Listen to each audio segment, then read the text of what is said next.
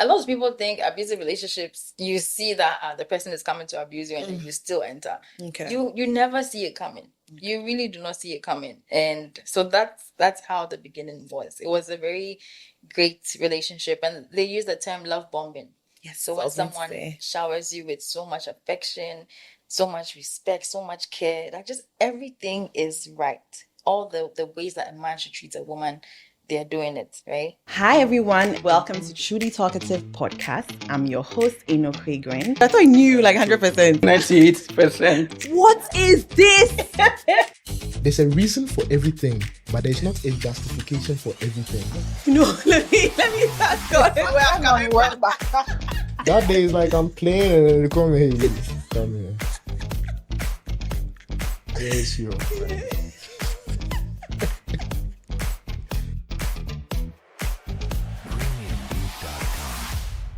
Hi guys, and welcome back to Truly Talkative.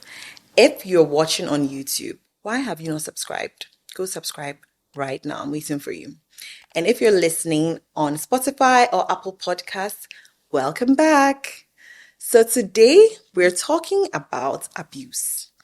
And we have the wonderful Ewuradwoa Ahwoi with me. Ewuradwoa, welcome. Thank you. Thank you so much, Annie. You know the funny thing? I talk quite fast. Like I take my time to talk now, but I talk really fast, but you talk even faster than I do. Yeah. Like you talk, like I've never met anyone who talks as fast as you do. I've been told that, okay, my family, like we talk fast generally, but according to the ranking, they said I actually talk the slowest among the families. Really? Yeah, no, you talk fast. You're like ready to get all the words out and then move on. Yeah. So, Ewuradwoa, welcome. Thank you. We actually go way back. Yeah, we go way back. I remember that you used to be called Baby Raj. Yeah, I actually still am. Okay. Yes, they still call me that. So my name is Ewuradwoa Ahwoi, like she mentioned. And at home, they call me Raj for short. But then they also added baby because I was a baby. But even though I am this, wonderful lady who has grown into this beautiful flower in the garden, they're still calling me Baby Raj. So yeah, they still call me that. Yeah, I have a cousin who is like, I think right now she should be in her mid-40s. And I call her baby. Yeah. So it just gets stuck. It gets stuck, yeah. But you like it? I'm used to it. Okay. My dad especially still calls me that. But then they also shorten it to like B Raj or sometimes just B. My sisters also even say B Rabbit. So there are different names. Even B Blow. Like, because apparently I was playing all the video games in the house and I was younger. So yeah. They said B Blow, but there are different variations of the name. Yeah. Okay. So, are you like the first, last, middle? I am the seventh. So we are actually 7 children from the same mother and same father. Okay. And yeah, I have 6 siblings. So one is a guy, and then the rest are all, females, women. Wow. Okay, so 7. Yeah, I guess why they're. I mean, I get it now. I get it. Like I'm like, okay, yeah, 7 last. Yeah, you be the baby. Well, I wasn't expected to come. So that's what they've been telling me, from the time I was young. But of course, God knew that I was coming. But they thought the one before me, who is 4 years older than me, was the last born. The oldest? How many? What's the age gap? The oldest? The oldest, I think, it's 14 or 15 years. Oh wow. Okay, quite a gap. Yeah. That's like my oldest brother. He was 13 years older than I was. So it was like he was more like an uncle. But I mean, I still used to call him by his first name or and all that. But my mom at some point was like, you have to add. Yeah, my mom tried to do that too. I should call my sister's sister. I'm like, no, that's for high school. Yeah, exactly. Yeah. So okay. So being the last born, were you pampered? Were you like how was your upbringing like? Right now? So according to those who were around, I was pampered, but that's not what I think I experienced. Yeah, I think I had some sort of, what should I even call it? I don't think I was pampered, but according to them, they said I was pampered. Okay, like last baby things, but I don't think I was. You think that like your parents were strict, or like you think it was? Yeah, my mom especially. Okay, was very strict. Even up to now, she is still very strict. My dad is a relaxed one, very chill, very cool, funky type of thing. My mom, her background is education, so she was a teacher. She is now she's retired. Okay, but basically she taught for most of her life. She taught English. Okay, and then my dad is in the public sector, so yeah. So when you say strict, like in what sense? Strict, like don't do this, don't go here. Very lots of rules and regulations to follow at home.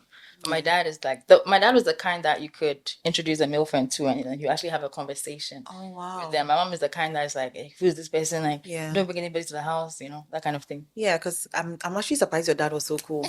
Yeah, no, my dad really is like he really is. Sometimes I'm just like, okay, like sometimes when I bring people to the house, like when I was younger, maybe like I don't know, after BC there about sometimes that my friends will come over, he would actually have conversations with them, even about football, different things. Wow. Yeah. But my mom, like, you dare not. And even when you stand outside the gate, she say, why are you standing outside the gate? Like, you don't do that as a lady. Yep. Yeah, that was my thing. Like, bring the person inside, and then my thing is that so. But like, why? Why bring the? Yes, I'm like, I don't get it. And also, you'll be rude. So why should I bring the person inside? Yeah, like my mom, she can respond to you with her back. Yeah, like when she doesn't like you, it's like, okay, hello, and then she won't even turn around to see you with her back. My mom, she's like, she'll greet you well and everything, but you just know that. Like she's not that relaxed. Yeah, I wonder if with your dad, I'm just wondering if he was so chill because he had 6 girls, right? Like, I think just generally as a person, he's a relaxed type of person. Like very, he takes things easy. And even most of the time, people think he's much younger than he looks. When you see him, he looks quite young, and I think it has to do with him not necessarily taking too much stress upon him. Okay. Oh, I love that. When it comes to work, that one, like, he will work and work and work. But when it comes to maybe other aspects of life, he just takes it easy. Yeah. Okay. And how do your siblings relate to you? In what sense? So, you were the last. You were called baby Raj. Yeah. Were you baby by them? Were you like, sometimes older siblings assume the role of the parents as well. Yeah. So was that the kind of relationship that you had with your older siblings? Yeah, to an extent, yes. I do remember them, buying different things for me. If I need something, I can just simply go to them, and then they would, get whatever it is that I needed. I remember there was one time I needed a camera. So I was very much into photography, and then I put down that I wanted a request that was for a camera. Okay. And at that time, it was the latest camera, and I said it expecting that they would buy it, but also not really sure if they would. But then they actually got it for me as a gift, and so that was the kind of. How old were you? Probably this was about maybe 15 years ago, maybe almost, or 13.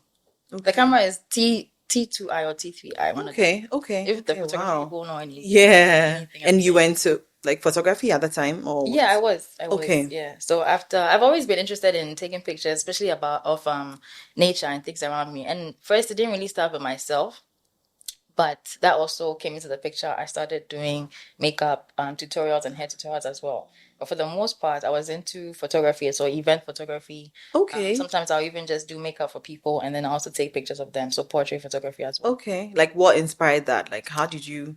I am a creative person. Okay. So as you can see from my hair. Yes. I can see. I love it. I'm quite a creative person. I even did visual arts in high school. So my background has just always been in the creative space. Yeah. So so now we've established the fact that your siblings thought you were pampered. You had way older siblings. Yes. Were you close? Like, would you say, you could confide in them? No. Okay. Yeah, no. Not from me. I know that amongst them they were close, but for me there's always been this emotional gap where I couldn't share with them, especially emotionally. Why? Good question. I don't really know why, but I just felt like I couldn't really talk to them or my parents. So it was just mostly either me to myself, or I would talk with my friends who, I mean, we are young, like we don't have proper advice to be given to each other. But yeah, that's the space that I found myself. Did you ever maybe confide in them once and then you felt like, no, you didn't like the response? So yeah. Well, that probably was much older when I got much older. So there's a sibling who I think she just likes to maybe get others' opinions on a situation if she's not really familiar with it. So what happens is you confide in the person and then you end up hearing it from another sibling. Right. And I'm like, wait, but I didn't tell you, so how do you know that? But then I know who told that person because I know who I told. Yeah. So that made me kind of just pull back a bit and say, you know what, this has happened one too many times. And I did mention, to the person that, when you do this, I don't like it. And the response was not a welcoming response. So I just advised myself and slowly Yeah. gets quiet. So you guys are 9, right? Mm-hmm. And I feel like those in smaller families always wonder what it's like for people in larger families. Did all 9 of you grow up together in the same home?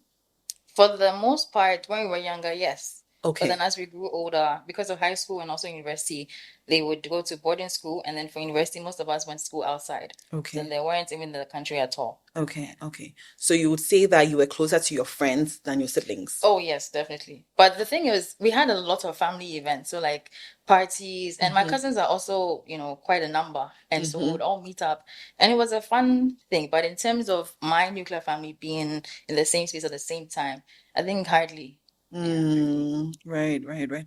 Okay, so let's move to you. So this is high school, and then you went to university, right? Yes. And was that in Ghana or that was outside? So it's quite interesting. I went to high school here. Actually, it was in Gehe, so all my Gehe girls. Yeah.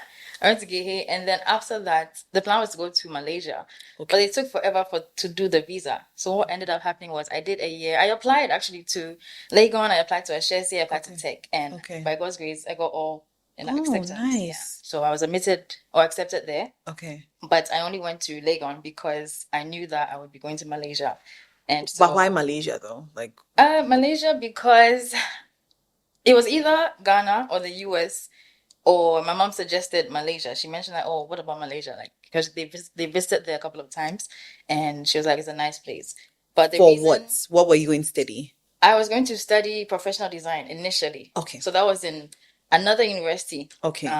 Yeah, but the reason I ended up with Malaysia is because the US, they asked for SAT SAT or TOEFL, or if it was the UK, then it would be the IELTS. Yeah. And I was so done with exams and whatnot. I said, Charlie, WASI is the last thing I'm writing. Like, I'm not interested in doing any of those external exams. And Malaysia was okay with my WASI results. Okay, so good. That's why I ended up there. But I also prayed about things, and there was a teacher back in Gehe who I used to pray with from time to time.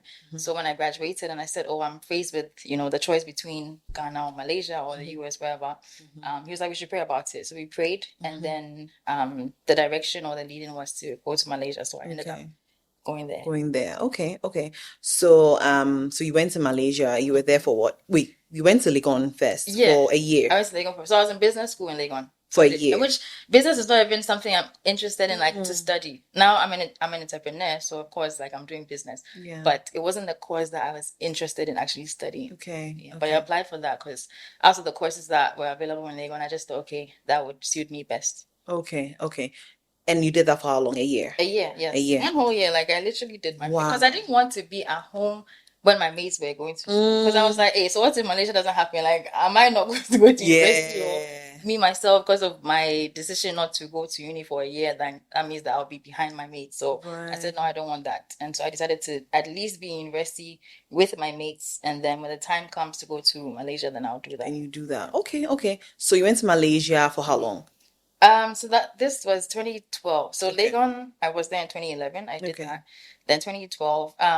So a part of the delay was caused by my mom switching schools, which was even a blessing in hindsight. Okay. Because the university that I was going to go to, they're really good in arts and design, but generally the management of the university wasn't the best. Okay. And we weren't aware of that.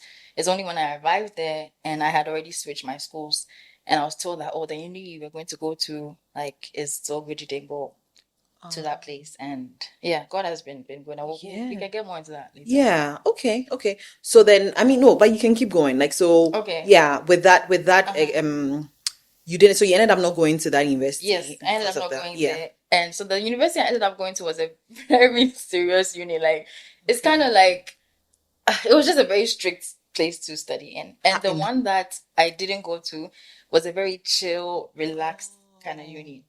So I was thinking, if they ever had a uni that had the combination of those two universities together, that would have been perfect. But I didn't have that. How strict were they? Like what? Oh, very strict. Like, basically full of you have to study. You have to like really, Yeah. really study. And I'm a smart person, but I don't want to study all the time. Yeah. You know? So they're just really strict on making sure that you have assignments and you're doing your assignments and plenty work. And the vacations were so small, like 3 weeks. And they had trimesters, not semesters. It was just a mess. Wow. Yeah, their vacation, they didn't have Christmas. Like, Wow. yeah, Malaysia Okay. is predominantly Muslim.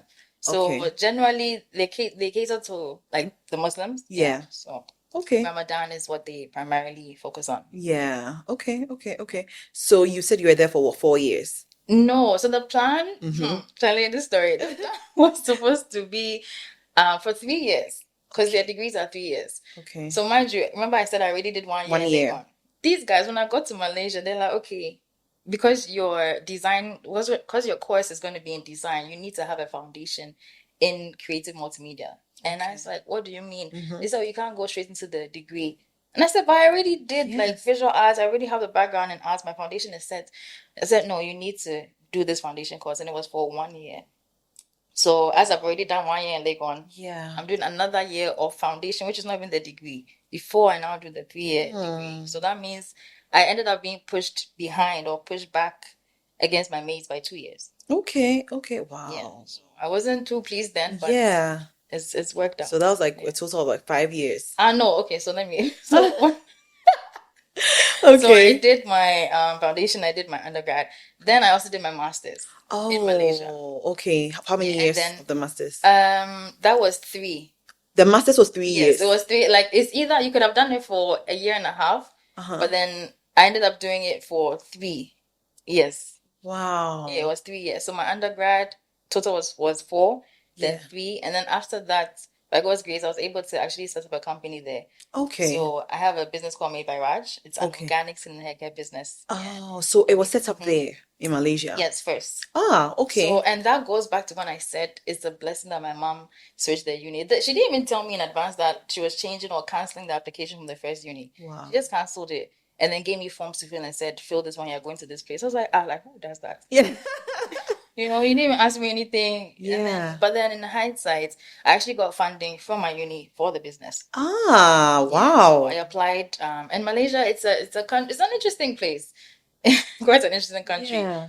Most of the applications or opportunities that they have it's tailored or catered for Malaysians, and it's a good thing because they protect their own. But on the other hand, others who are not Malaysian don't benefit from that. Yeah. So I always used to see a poster on campus. It was talking about getting funding if you're an alumni or if you're a student or if you are a lecturer over there in the university. And I just used to pass by that place so many times. But in my final year of doing my master's, something just was like, you've seen this thing so many times, you keep passing by, just try.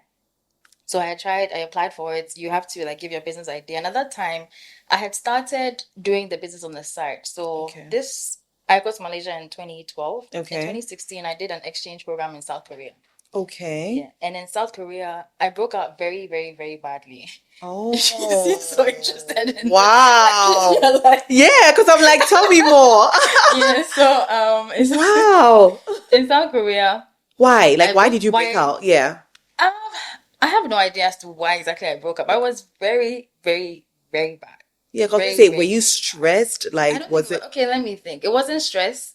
Probably, maybe something I ate. Could have been the weather. Okay. Yeah, but I just really broke a lot of pimples and spots on my face, and nothing that I tried to clear my face worked. And the thing is, it's ironic because South Korea's skincare is amazing. They have amazing skincare products. They have this 10-step regimen, all of that. Okay. But nothing that I tried to do worked. I remember that I have alastasemina from Ghana. Let me use that. When I used it to clear my face, it just all went. Wow. My skin just changed completely. So I used that, and then eventually I also added the shea butter. Okay. And then from there, a friend of mine from Kenya, she saw my face, saw my transformation, and she had a lot of pimples and spots on her forehead. Okay. And then I was telling her, oh, this soap from Ghana is good, try it. And then I gave it to her. She used it, and it also cleared her face. And on her own, she posted her review on Instagram, some long caption, which is still there. And I was like, wait, this is something, I'm onto something here. And so that was from 2016 when I broke out, and then I realized, no, this can actually be a business to help like individuals restore their confidence. Because when I had that skin issue, my confidence was just at an all-time low. Yeah. And then eventually, when it cleared, or even before it cleared, I said, "This is me. I can't change my face. I can't just be indoors all the time. I can't be using makeup all the time." Yeah. So I started to embrace myself. And so one of the values of the brand is to actually just embrace yourself and be confident in who you are. Using organic skin and hair care products from Ghana. I love it. Okay. So like let's move on to romantic relationships, okay? You know, did you start dating in Malaysia, Ghana? Like when did this start? I dated a few people here in Ghana. Okay. It wasn't anything serious. Probably I'd say one person was serious, and that was from high school till uni. Okay. Yeah, and then when I went to Malaysia, I was still dating that person. Okay. But then broke things off. You don't know why. Let me tell you why. Okay. Because I flew to this country on holiday, and I didn't tell him that I was coming. I wanted to surprise him. Okay. I got to this guy's place, and then he's like, "Oh, he didn't hear from me in like a day, and he was so upset with me." So basically, he was just not happy to see me in Ghana after He didn't hear from you in a day. Yes. I traveled because I wanted to surprise you. Yeah. Of course, like I'm incommunicado. Yeah. I was not happy. And I said, you know what? If I travel Yes. from continent to come to see you and you're not happy, and you're telling me that you didn't hear from me, and I didn't say anything, why would I do that? And you can't appreciate the fact that I did that for you to surprise you. I was like, no, this person's not for me.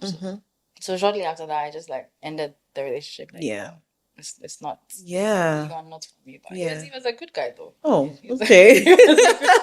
Are you still in touch with him? Oh no. Okay. Okay. But I think we are friends on Facebook. Okay. Yeah. Okay. We stopped being friends for a while. Eventually, like we spoke again. Yeah. Yeah. Okay. And then so from that relationship, then you started dating. From that relationship, I came to Ghana on holiday. Had like a fling with someone, like on and off. Then I went back to Malaysia, still on and off with that person. Like a close friend of mine. Now we are not even in touch. Oh wow. But yeah, then eventually, there's also another person. There was nothing really serious. Was the person Ghanaian or Malaysian? The one that I broke up with before was Ghanaian. The one after as well. But the next one was Asian. Okay. Yeah. Okay. From Bangladesh, actually. Okay. Interesting. And that was the first time you were dating outside your race? Yes. Yes, actually. Okay. But what was that like? It didn't last because the guy was not serious. He wasn't serious, yeah. So we started talking, and then in like a month, the guy just did some 180-degree turn and then started talking to someone else. I was like, like, what's going on? Yeah. But from his friend told me that, he's interested in that person now. And I just felt like it wasn't a cool way to end things. Yeah. Were you speaking the language or did you? They don't. So Malaysia, do you mean the Malaysian language? Yeah. Okay, so Malaysia has 3 races. Okay. They have Malays, they have Chinese, and then they have Indians. Okay. But their primary language is English and also Malay. So even in Parliament, their official language is Malay. Okay. But he wasn't Malaysian. Okay. He was Bangladeshi. Okay. So they speak another language. I believe they speak, is it Urdu? Yes, if I'm not mistaken. Yeah. Which language do you speak? I speak English and intermediate Malay. Okay. Also intermediate French. Okay. And then of course like Tree Fancy. Yeah. Okay. So your very serious relationship, was he Ghanaian or? Yes. Oh, he was Ghanaian. Surprisingly. Wow. Okay. So yeah. How did you meet? We met in Malaysia. Okay. Yeah, so we both studied there, and then he ended up coming to the uni that I was in. Okay. So in Ghana, we didn't know each other. But then when we got there, he got to know of me. So he had like done his research. At that time, it seems to be like, you knew of me or you researched. But something was slightly off about that. It wasn't an organic thing. When you say he did his research, what is that? Like asking people who knew you or what? So there are not many Ghanaians in Malaysia and also in my uni. So I think when he came there and then got to know of this Ghanaian there, apparently he knew, even before he got there, he said he knew that I was there because his close friend was dating someone who I went to high school with. So it was like, a gay girl is here, Okay. So that's how the research or whatever started. Okay. Interesting. And then to you it was organic at the beginning, or like he told you about the research at the beginning. Eventually he did tell me about that.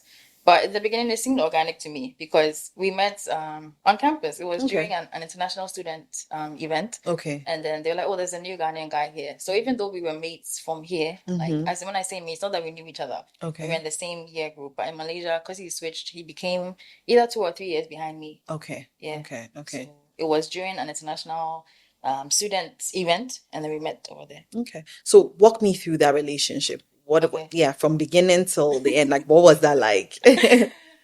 Okay, so that was in 2013, yes, when we met. Okay. Yeah, so I got to Malaysia 2012, met him 2013. And then he tried dating me from that time up until 2015. So for 2 years, he was trying to pursue me or trying to date me. But I kept saying no. Why? Because there's one particular trait I look for in men that I date, which I don't think it was there so solid before. And that trait is for the person to have a relationship with God. Like, you can't just be like just anybody. You have to actually have a serious relationship with God. So he didn't have that. And I could see that from just different things. And eventually I spoke with someone who gave me advice and said, oh, people can change. And I said, oh, this guy's been trying to date me for 2 years. And then he actually also started dating someone in the meantime, but it wasn't anything serious. It was a fling. And according to him, he said like, oh, Abi, like, you were in my DM and I had tried.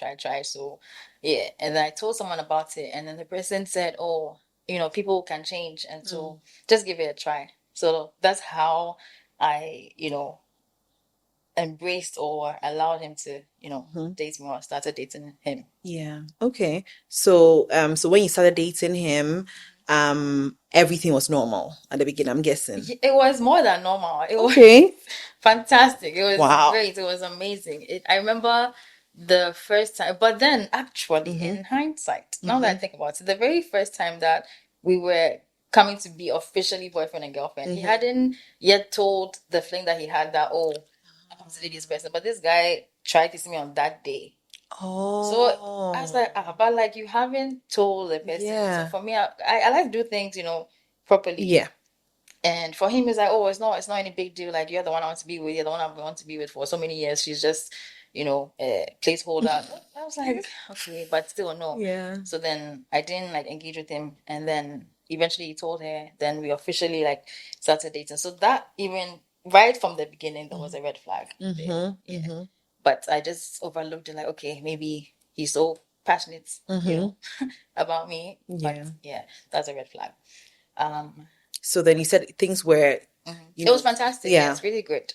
So I was very active in church, and I remember the very first time we were going to church as a couple. His friend had rented a car, and then he drove us there, and that was in Malaysia. Yeah, Malaysia. Okay. Yeah, most of my life, I've been there for 11 years. Oh, yeah. So wow. quite a long time. And it was only supposed to be for 3 years. So my mom said, she was trying to get me to learn the language, Malay. And I was telling her, Mommy, I'm just coming back after 3 years. Like, it ended up being like more than 3 times. Yeah. So, yeah, but everything was amazing in the beginning. And you're talking about his friend renting a car and then Yes. you guys going to church together. Yeah. So we went to church together. His friend rented a car, and we were reading the Bible together. The church was amazing. The service was great. So in the beginning, everything was good. He was doing the things that I would like, take us to church, pray together, read the Bible together, go out. Yeah. And then, yeah, it was good. Okay. So then how, like, at what point did the switch happen? Like, how did it just, because that's like,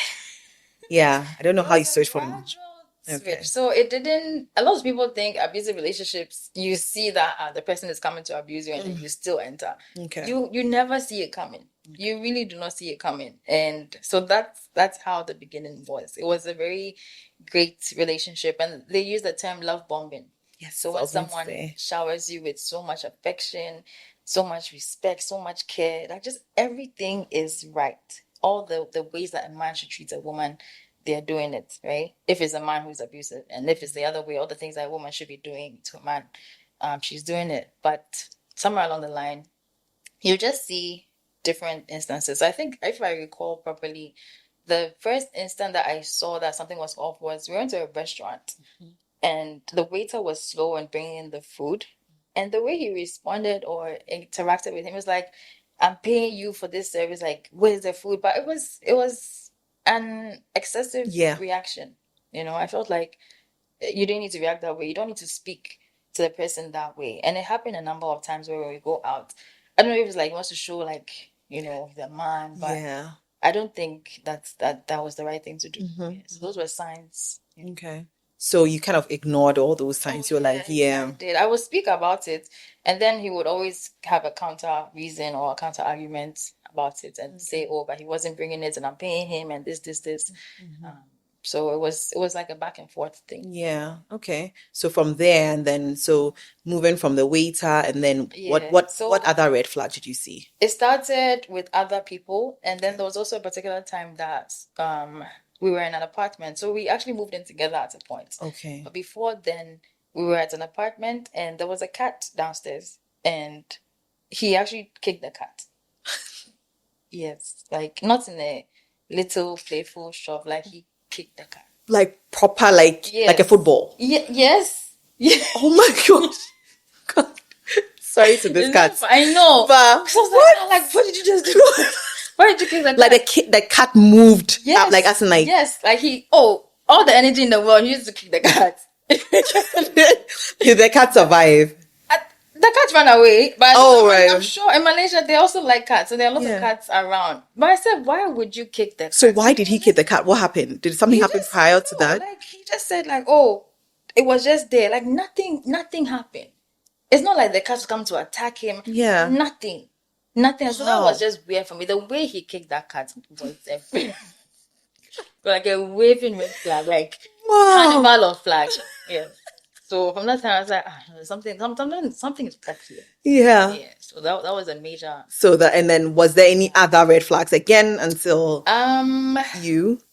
Then it started to move to how he would speak with me. Okay. Yeah. So from it being like the waiter or other people or outsiders, then it started coming towards me. So speaking in a very disrespectful tone or disrespectful manner. Yeah, that's how I started. How many years down the relationship was when did you start to see the red flags? Like as you were dating? Within the first year. Okay. Yeah, within the first year I saw that. And then okay, I want some timeline. So love bombing was for how long approximately? I think so. I got into the relationship. That was October 2015. Went to Korea March 2016. Okay. So we were away for a while. The two of you went to, you went, okay. Yes. That's also when I broke out and then, used the product, and that's how the brand started. Okay. So I was there for 3 months, got back in 2016, June. I would say roughly the love bombing stage was like maybe 8 to 10 months. Okay. 8 to 10 months, yeah. Okay. But then it wasn't until a year and a half into the relationship that the first physical abuse happened. Okay, so love bombing for about 8 to 10 months. Yes. Then, and throughout this time, was he doing stuff to the waiter and stuff, and then love bombing you, or Yes, it was interspersed. It was Okay. Then the cat thing happened. How long after the cat thing did he start speaking to you, or was it around the same time? It was around the same time. Okay. Yeah, it was around the same time. Okay, and then after so after that, a year and a half later. After the relationship started, a year and a half after the relationship started is when the first abusive episode happened. So, do you mind sharing how that happened? Well, it had to do with money. So generally, I'm good with finances. So from a young age, I started saving up, and I was encouraging him to do the same. So in Malaysia, when you get there, they'll actually help you set up a bank account. So I had one primary bank account, but then I also used to do hair on the side. And I think from a young age, I've been able to spot opportunities and then also make money through those opportunities by solving the issues. Okay. So in high school, I realized my friends, they had sandals, but then there were nicer sandals that they could have had.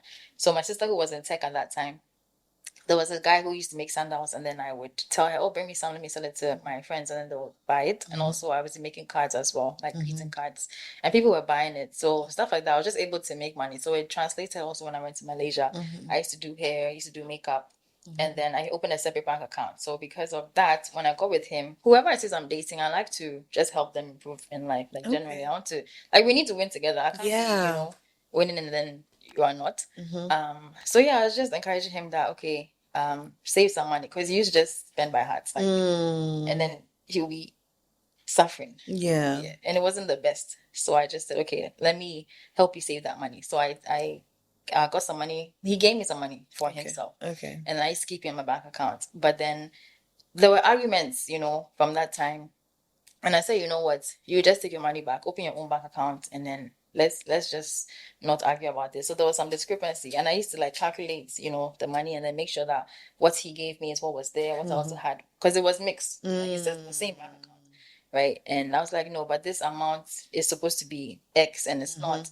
And then that became a huge argument, and then that day was just like, yeah, the beginning of that. Yeah. Okay. So what, like, did he lay hands on you? Like, what Yeah, was, like it was. We were so at that time we had moved in together. okay. We were moving together. Yeah. Which I always tell people, never say that you won't do something because you never really know until you're in that situation. So I used to preach about how, don't move in with someone that you're not dating, like you're That you're not not married, how can you yeah. do- Yes.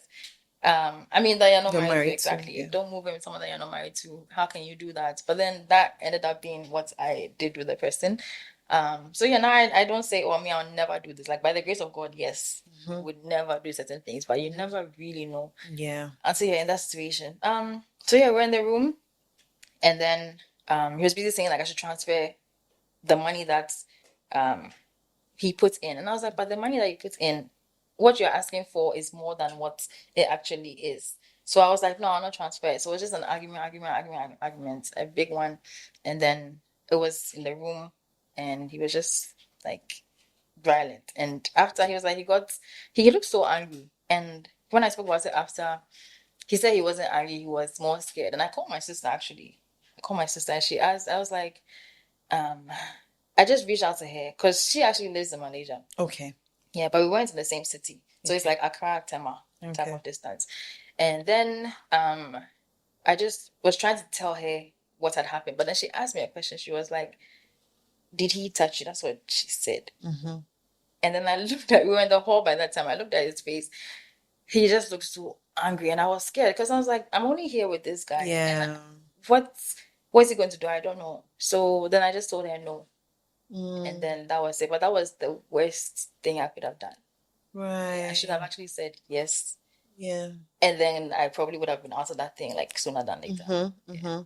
But according to him, that expression that I saw, it wasn't anger, it was fear. And that's actually one of the ways that men who are not able to process their emotions well, they channel everything into anger. So it comes out as that. But it may not be what they're feeling. They could be feeling shame. They could be feeling fear, remorse, like different things. But even the remorse, maybe 1% of the time. Yeah, but that was the first. So it was absolutely physical that day. But then, I mean, I told your sister, oh no, it's, it was, yeah. And then he overheard that. He was there. I mean, he was, he was there. So what you're saying is that it kind of, it sends a message to him that you would cover up for him anytime it happens. 100%. Yeah. 100%. That's what that day did. Yeah.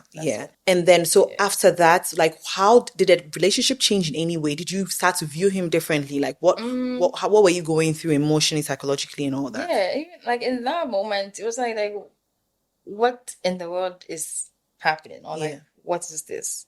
Because that is not right. Like who does that? Yeah. And so for me, afterwards, we had a conversation. Then he was like, "Oh, but if you had just transferred the money, that wouldn't have happened." And then eventually, I was like, "Oh, okay, like yeah, you're right." So in such relationships, you are not yourself. Like your mind actually gets really messed up. Yeah. And you start to think that what's happening is your fault. So, if you hadn't had done this, they wouldn't have done that. But everyone is responsible for what they did. But at that time, it was like, if you hadn't, tried to keep the money or tried not to give me what I was asking for, that wouldn't have happened, or I wouldn't have done that. And I didn't agree then. Like now, I don't agree with that. But at that time, I agreed. You agreed. Okay. And then when did the next one happen? Oh, I can't put an exact timeline on that. But was it like close? That time, yeah. So from that time, 1.5 years up until the time that I ended the relationship, was interspersed with abusive episodes, and not every time that I was like a physical one. So emotionally, mentally, because there are different kinds of abuse. Yes. There's physical abuse, mental abuse, physical where, like, even a pinch is considered as that. Like, a lot of psychologists, they talk about that if someone just inflicts pain on you, even in the slightest way, that also is a form of abuse. And I think a lot of people downplay the things that have happened to them. They say, oh, like, some people have had knives pulled on them. Like, so if that didn't happen to me, it's not that bad. Right.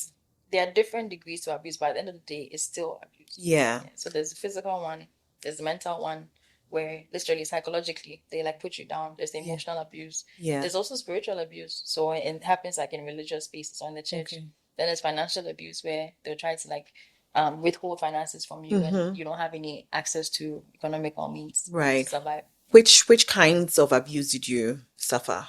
There was the physical, emotional, mental, sexual. Not financial. Not spiritual.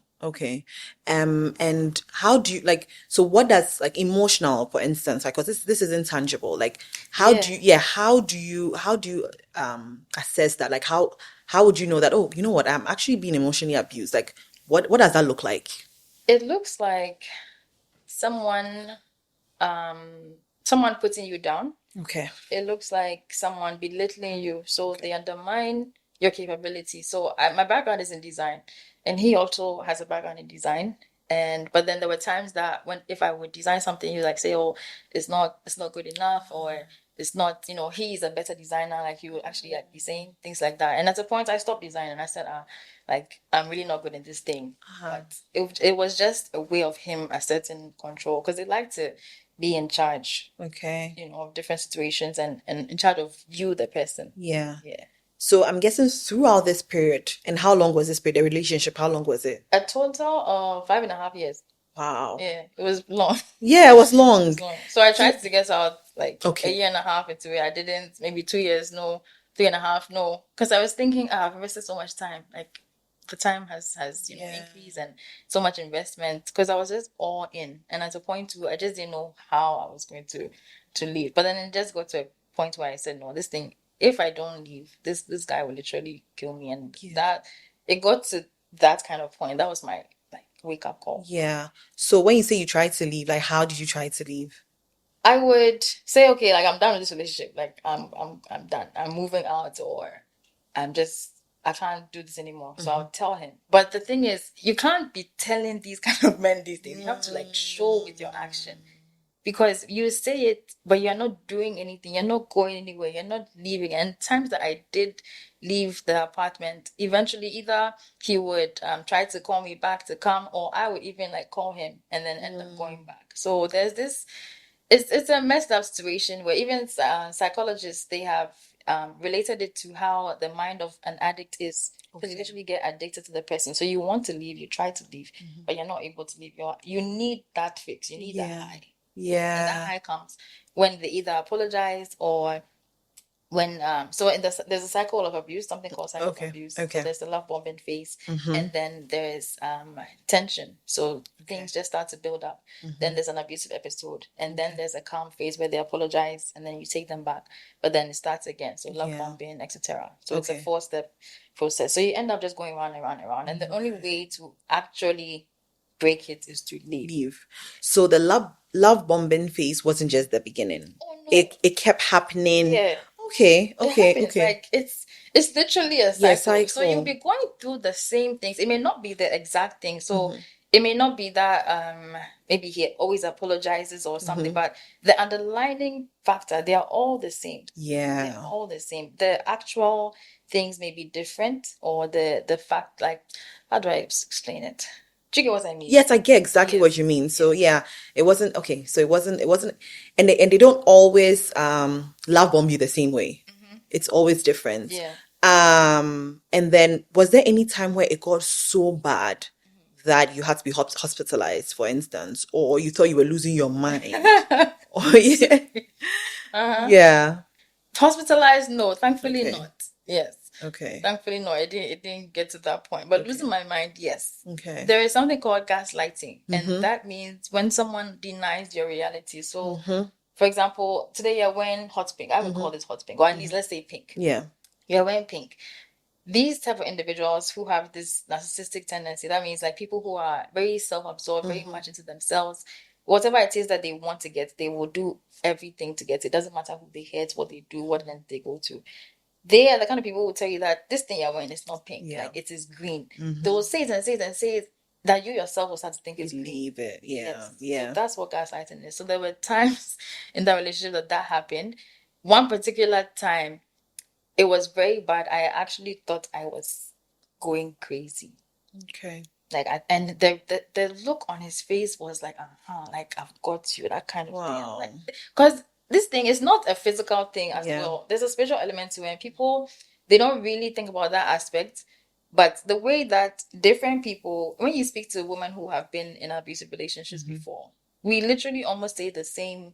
I have like similar experiences, and those things are spiritual. So it's like one spirit in different, people's bodies. But then there's also the upbringing that also affects how a person behaves or what makes someone become an abusive person. Yeah. Oh wow. So I'm guessing you had moments where you'd recognize what this was, and that's when you try to leave, isn't it? I didn't know what it was. No, Okay. I didn't know what it was, but I knew it wasn't right. Yeah. I couldn't understand what was going on, but I just knew it wasn't right. I think the earliest time of me realizing what it was would be in 2018. There was this YouTuber I used to watch a lot. She's called Brini Lee. Okay. So she did a video saying, your ex is a narcissist or something like that. And I happened to come across that video, or your boyfriend is a narcissist, something. Yeah. But I watched it, and the way she described that narcissistic person, I was like, this sounds like, this person I'm dating. So that was my first, idea of this whole narcissism thing or abuse. But then I dismissed it. I said, no. I just refused, because you have the denial as well, where you don't want to believe that that's the case. So it wasn't up until when I ended it 3 years later that I came across a lady's video, who her videos were it was like she was in a relationship with me. And so many people in the comments were like this was what happened with them, even to the point of recording conversations, because back to gaslighting or feeling like you're losing your mind, people say certain things. So I've been in spaces with him where I'm like, I know I didn't say this thing, but he'll tell you that he said it. Or maybe he said something and then he would try and deny it later and say he didn't say. I'm like, but you said it's like, I'm not crazy. Yeah. But then they make you actually feel like you're crazy. And you do feel like you're crazy. And throughout this period, no one knew? No, I told somebody, but not in detail. Okay. Yeah, but I told the person that, okay, like, this is what happened. There was one time that he strangled me and then, like, raised me up against the wall. Wow. So I told the person of that one, and she's like, okay, you have to move out. Like, you cannot stay in that place. So then I moved out for a while. And, it just also goes back to a point I want to raise about social media. In all this, there was no evidence or sign on my social media, on his social media, nothing. But like you got were you guys posting each other? Wow. Yes. And I'm a fine lady. Hello. Yeah. He's a fine guy. Yeah. Like, we looked so good together. And the fact that we're Ghanaians outside, it was just a different, because it's different if you go outside and you date someone who's of another race, but then to meet a Ghanaian there, especially even in Malaysia, there are not many Ghanaians there. So it's like, these guys found each other there. It was like a perfect love story, but behind the scenes, that was not the case. Wow. So Valentine's Day, he actually came over after an abusive episode happened, and he came and to take me out. And at that time, he had already been abusive, and so I wasn't staying in that same apartment that we were in together. And I wanted him to actually come and take me out, because I said, it's Valentine's Day, let's do something. But at the same time, this is the person who has just hurt me, a few days before. And so it was a push and pull. You want that comfort from that same person that hurt you. And then sometimes I'll tell him about it, and he say, oh yes, because it's normal, I'm the one who hurt you, so I should be the one to comfort you. Wow. But no, first of all, you should not be hurting me. Neither should you be the one comforting me. So that time, I remember we went out, took me out, we posted so much, there was so much PDA. It was an amazing night. Amazing night. But I knew what had happened, before. But people online didn't, and they were there, like, putting the love eyes. Yeah, like you guys are so cute. Exactly. Yeah. So now when I see social media, I'm like, okay, it's not everybody who has a terrible relationship, definitely. But there's some people whose relationships are not good, and you shouldn't desire what they have because you don't know what's happening behind the scenes. Yeah. Okay, so I want to move on to you leaving the relationship. How did you finally leave? That time, it was through a lot of attempts at leaving, which I failed at.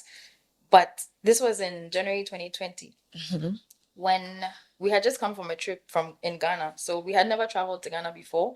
Okay. And he said, oh, like, he wants us to do that. And I was writing my thesis at that time, my master's thesis. Yeah. I put that on hold for him, which I knew that if it was flipped, he wouldn't do the same. Either way, we traveled here, had an amazing time, which was still interspersed with abusive episodes. But online, of course, there was nothing showing it. We were out here living our best lives type of thing. And then we went back to Malaysia, and I was thinking, okay, things are good. Because even at that time, it was 2019, I wanted to end the relationship then, and I didn't. And we traveled together. So we went back January 2020, and I thought everything was okay. Like, we were finally at a good place. Only for this guy to get so angry with me one day that he reversed the car towards me. Oh no. Well, you were standing. So You were. yeah, we were on the way to church, and then he was really speeding on the road, and I was thinking, okay, is this how I'm going to like end my life? That is an accident, or like my parents brought me here for this to happen? Like, no. And then eventually he slowed down really slowly, and we eventually got to church. He parked at the car park. It's an underground car park. Parked there, and then Malaysia, they drive on the right hand side. Okay. So he was driving there, and then I was on the left hand side. So I got out from the car, had the door open, and mind you, he had put the car in park. He had put it in park, put the handbrake up, everything. But the engine was on. So when I opened the door, I just heard a very loud sound, and then the car came back. So he put the car in reverse and then accelerated really hard towards me out of anger. Out of anger for what? Like what? Because we had an argument. Oh. Yes, we had an argument on the way to church. Wow. Yeah, we had an argument, and then So what you're saying is that throughout this whole period, you guys were still going to church. yeah. Oh. I wish I had. There's a close friend I have in church. It's kind of just like my mentor in a way. Yes, I really wish I had been able to tell her, and I'm sure she's so sad that, oh, like this happened to you, and I didn't know, or you didn't say anything. But yeah, I didn't tell her even. And a lot of the times, even in church, you're not able to share some of these things. Not because the church is not a good place, but you yourself, you don't even know how to start. Like, you don't know what to say. So for me, I didn't know how to start that this is what I'm actually going through. So with that, like when that happened and the car hits you, obviously. It didn't. Thankfully, it didn't. Okay. Thankfully, it's Okay. there. Let me say, how did you survive that? Yeah. Thankfully, it didn't. So I just jumped back really fast, like reflex. So I just jumped really fast, and then he just stepped on the brake. That was it. It was so loud that even the security guard came to check what had happened. And then at that point, it was like the world, I don't know what to term it, but it was like everything was in slow motion. I just recall like looking around like this, or like swaying. So I don't know what had happened. But then afterwards, I was going to film a video at Sephora. So Malaysia had, at that time, the largest Sephora in the world. And this person I dated is someone who wasn't interested at all most of the time in the things that I was doing. He would give some praise here and there, but for the most part, he couldn't really be bothered, as long as it wasn't if it's not benefiting him in any way, it's like, just do you, okay? But if it's something that will benefit him, oh, like, come and let's do this, or something like of that sort. So yeah, I was going to film that video, and what ended up happening was, instead of me going on my own, this guy, because of what he did, he said, this is now going to the cycle as well. When an abusive episode happens, then they apologize and there's a calm period. So he said, no, let me take you. And at that time, COVID was about to, what do you call it? Like, get bad. So in Malaysia, at that time, they were saying that we shouldn't be using the trains or public, transport. Okay. That's what I was going to take. So he's like, oh, I'll drive you. It's not safe, etc. All of that. And then he said he would do that. And I just said, okay, fine. Because I wanted that comfort. Right. Again. So with wanting that comfort, knowing what had just happened, but at the same time feeling like I shouldn't even be talking to this human being. So it's a very conflicting space that I was in. Yeah. So how did things end? Did he end things with you, or you ended things with him? From that time, I was just like, no, like I'm done with this thing. Like I am done. Like I'm done. Yeah. Yeah, that was just it. So But I didn't leave. Yeah, I was going to say, yeah. I didn't leave at that time. I didn't leave then. So January 2020, was COVID there at that time? I think it was. There was a reason why we were told not to take the train. I'm trying to remember. Yeah, because it was January 2020. That was around COVID. Yeah. So Okay. yeah, then eventually I tried to leave. So I stopped talking with him and I was writing my thesis. Remember I said I put my thesis on hold. So I got back, had to get back into my thesis, and this is me. This has happened. I couldn't even eat for days. Like literally no food. No, and I wasn't fasting. Wow. My body just could not. I was just down, like broken. I was really, really that was just my lowest point, one of the lowest points in that relationship. And from then I said, okay, I have to leave. And then eventually a few days later I said, okay, he needs to get therapy, because he was trying to say like, oh no, like, we can work things out and I won't do it again. That's so fine. Because I've been telling him to get therapy. He wasn't interested. So he showed me that. He sent me a screenshot of him Googling therapy centers or therapists in like Malaysia. Or, like, yeah. But that just was to show you that minimal effort, like the bare minimum, is what you'll be accepting when you're in such a relationship. So a screenshot, that's what he sent me after that drastic thing, and I was like, okay, at least he's putting in some effort. Who cannot Google? Oh gosh, it was a very low point. So most of the time we settle for things in these kind of relationships. But yeah, after I said, you know what, I'm not doing this, therapy thing is off the table. I found some book, I think it's called Why Men Abuse or something like that, and they were just explaining the psychology behind men who abuse women. And I was like, okay, this thing is not ending, because according to the book it was saying it will not end. There's statistics to show that it doesn't end unless you leave. And I remember for the first time reaching out to his mom. I had never done that. So I sent his mom. I tried calling her. I tried calling his mom. There was no answer. And then I texted. I sent a long message about what had happened. This woman told me that she respects the privacy of her children and he hasn't come to tell her anything, and that we should sort it out between ourselves as adults. Wow. Like, I told you what your son has just done and the other things he had been doing throughout the relationship. But Eja, my son, so he cannot be wrong. Or sometimes two mothers have that, issue, or parents, we think our children cannot do anything wrong. So I think in raising up kids, we also need to understand that they could, based on either their upbringing or circumstances, they could do some negative things to others. And when someone comes to tell us, we shouldn't think that person is out to get our children. I don't yet have children. Yeah. But by the grace of God, I'll get married. I'll have some kids, and then before then, I'm still conscious of what happened to me, and I don't want to repeat that. And God forbid that my children will ever, get into that kind of space. But do you know if he grew up in abuse in any form? Like, was his dad abusive? This is not an excuse, but do you know anything about his upbringing? Like why he's the way he is?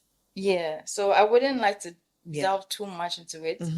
Because as much as this is what happened with me, it's also involving like another person. Yeah. So what I'll just say is his upbringing wasn't the best. Okay. Right. So it did have a role to play in it. And he used to tell me things like, oh, be patient. Everyone has issues. And, talk about some of the things that he experienced as a kid. But then I always used to say, it doesn't warrant you doing this to me.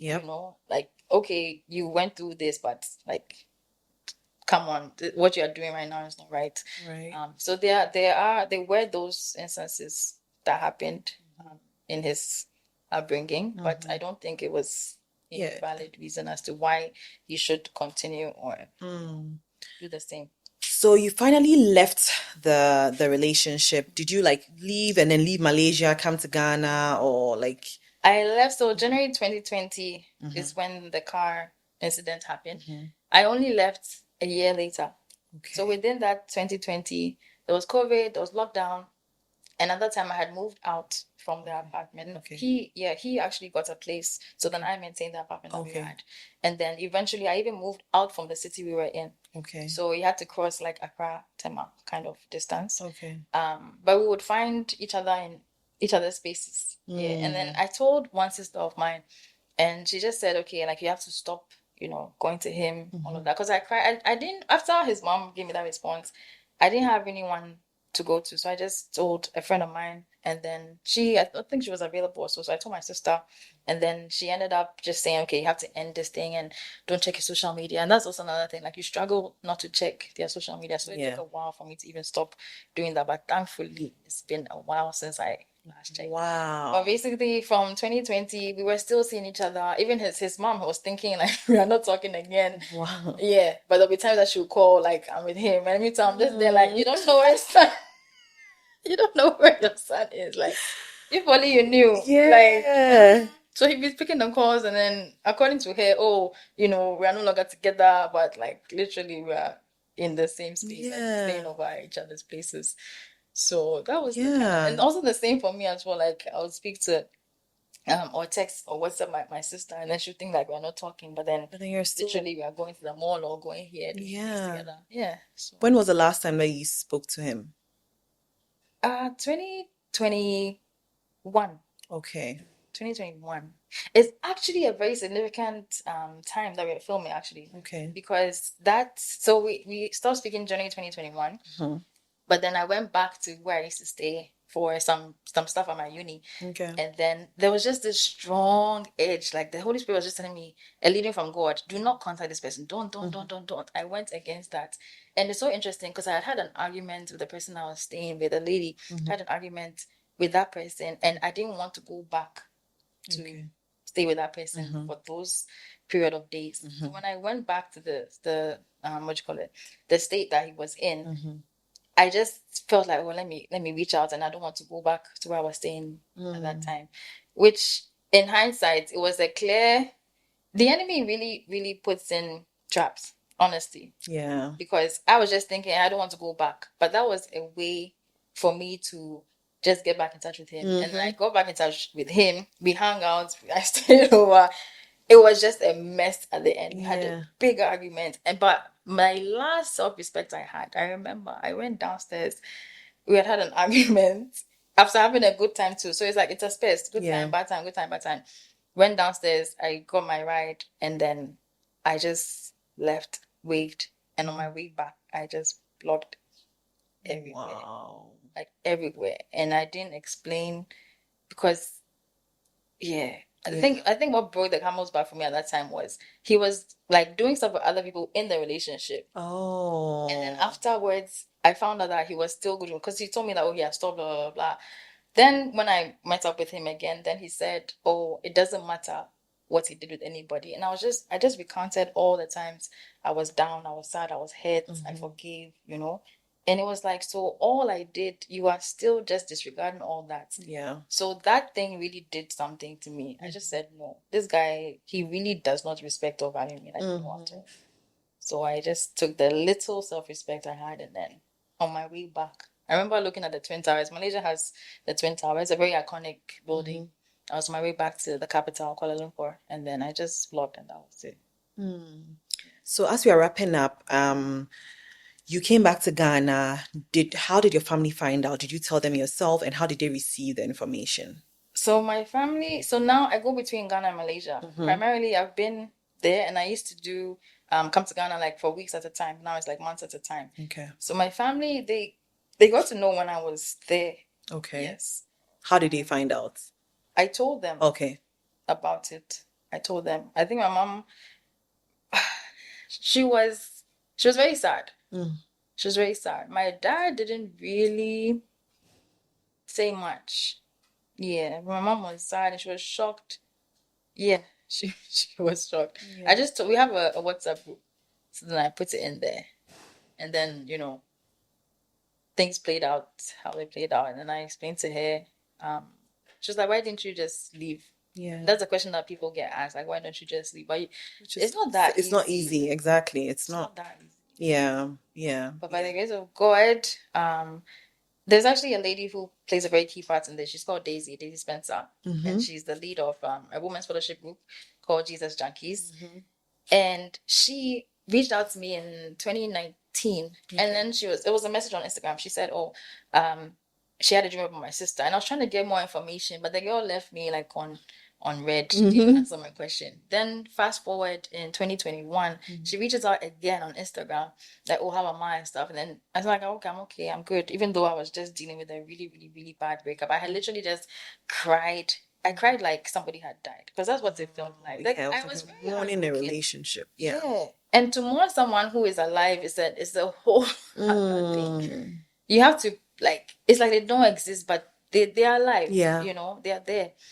So yeah, she just reached out and said, "Oh, like, let's pray together." So I said, okay. And during that prayer session, you know, so many questions I had about my life, my upbringing, what had happened. It was just, God just used her to speak to me. He really did. And prophecies were given. So this podcast session we are having is actually a prophecy. She was like, she sees you sharing your testimony, talking about how God delivered you, and at that time I couldn't see it. I was crying, broken. I couldn't see that this would happen. So, and this is the third time I'm talking about this publicly. So even last 2 weekends I was invited to speak on relationships and share my testimony. So God has really done a new thing in my life, honestly. He really has. And I surrendered everything, because I thought I was getting married to this guy. I really thought that was the plan. Like, the plan was we entered the relationship with marriage in mind. But it didn't work out, and it just left me really broken. But by the grace of God, I've been on a journey of healing, and I think I'm still healing. I'm happy to hear that, and I feel like you've probably gone therapy as well, because yes, you speak like you, no, you do a lot of therapy words. So I was like, okay, So there's a lot of research I did before getting to therapy. Okay. So Jesus and therapy, those are the two combinations I always say are the elitist combination, if that's even a word. Yes, I always recommend that to people. Jesus and therapy. It's been tremendously helpful. Okay. So I did therapy for a while, but I stopped. It's quite expensive.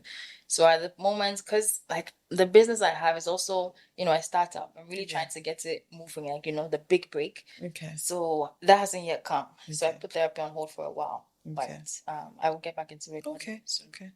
I know you have some final words. Yes, I do. So my final words, I want to leave you with a verse. Okay. And I'm someone who believes that God really can change every situation. So whatever negative thing that anyone is experiencing, just when you really let go and you let God, you just give him the chance to move in your life. So don't hold on to what you think you want. Just allow yourself to be used and moved by God. Okay. So my final words are from Isaiah 61 verse 3. And it says, "To console those who mourn in Zion, to give them beauty for ashes, the oil of joy for mourning, the garment of praise for the spirit of heaviness, that they may be called trees of righteousness, the planting of the Lord, that he may be glorified." Amen. Oh, thank you. Thank you so much. Thank you. Thank you too. All right. So until next time. Oh, bye. wait, sorry. Oh, you wasn't saying. Okay, please say something. So this weekend is very significant because remember I said I reached out to him again and we hung out and ended up badly.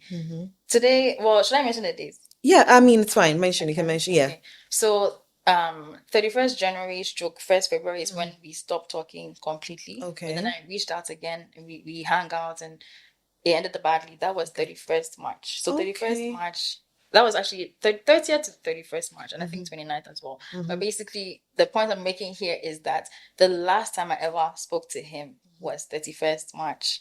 Wow. And this day we are doing it 30th March. And I'm actually 29th March, sorry. Today is 29th. Yeah. Yes, today is 29th. So basically, it's the same weekend. I'm actually also getting baptized this weekend. Oh, wow. Yes, Amazing. So it's like everything is just coming full circle. Yes. And honestly, I've been rebirthed, reborn. The Ewuradwoa then, she's gone. Like, the better me has emerged and is still emerging. Oh, wonderful. Thank you. Thank you too. Thanks so much. You're welcome. Yes, all right. God bless you. God bless you too. Bye.